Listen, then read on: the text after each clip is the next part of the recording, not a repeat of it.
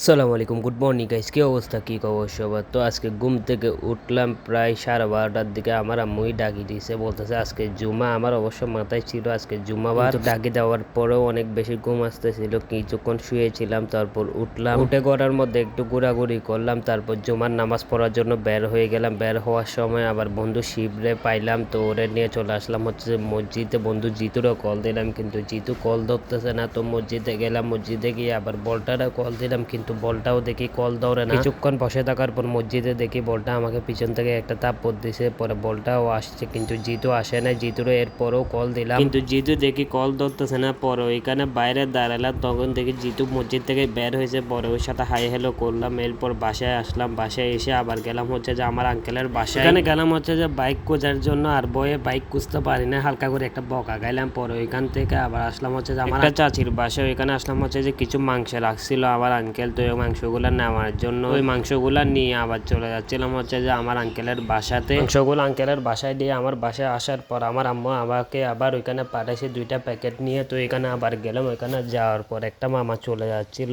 তো আমাকে বলতেছে রিক্সা ঠিক করে দিতে। তো রিক্সা ঠিক করে দেওয়ার জন্য আমি আবার মসজিদের ওইখানে আসলাম। ওইখানে কিছুক্ষণ দাঁড়ালাম, কিছুক্ষণ দাঁড়ানোর পর আবার রিক্সা পাইলাম। রিক্সাটা নিয়ে আবার আমার আঙ্কেলের বাসায় আসলাম। তো এখানে কিছু বাজার সাজার ছিল, এগুলা আবার রিক্সাতে উঠাই দিলাম। রিক্সাতে উঠাই আবার ঘরে আসছি। ঘরে এসে আম্মুরা বলতেছি যে ছাদ থেকে পুদিনা আনার জন্য, আমাদের এখানে ছাদে পুদিনা পাতা। তো আম্মু বলতেছে আমারা যাইতে, তো আমি যাব না, বলছে আম্মুরাই যাইতে বলছি। পর আম্মু গেল, এরপর আমিও গেলাম। ওইখানে দেখি যে অনেক বাতাস হচ্ছে আর বৃষ্টিও আসবে মতো লাগতেছে, আর ওয়েদারটা ছিল অনেক বেশি সুন্দর, দেখার মতো একটা ওয়েদার। অনেক বেশি বাতাস হচ্ছিল, কালকে মনে হয় ঈদের দিন বৃষ্টি হবে। আগে ছোটকালে যখন এরকম ওয়েদার থাকতো ঈদের আগের দিন বা ঈদের দিন সকালে, আমরা অনেক বেশি টেনশন করতাম আর দোয়া করতাম যে বৃষ্টি যাতে না হয়। কিন্তু এখন আর এই ফিলিংসটা নাই, এখন এত কিছু কাজ করে না। বৃষ্টি হইলেও ভালো, না হইলে আরো ভালো, এরকম একটা অবস্থা। এখানে কাহিনী একটা হয়ে গেল, আমি দেওয়ালের উপর উঠে আরেকটা দেওয়ালে লাভ দিব। তো এখানে মাঝখানে একটা পিলার ছিল, আমি জাস্ট পিলারটা ধরে আরেকটা দেওয়ালে যাবো আর কি। কিন্তু পিলারটা ধাক্কা দেওয়ার সাথে সাথে দেখি পিলারটা উঠে গেছে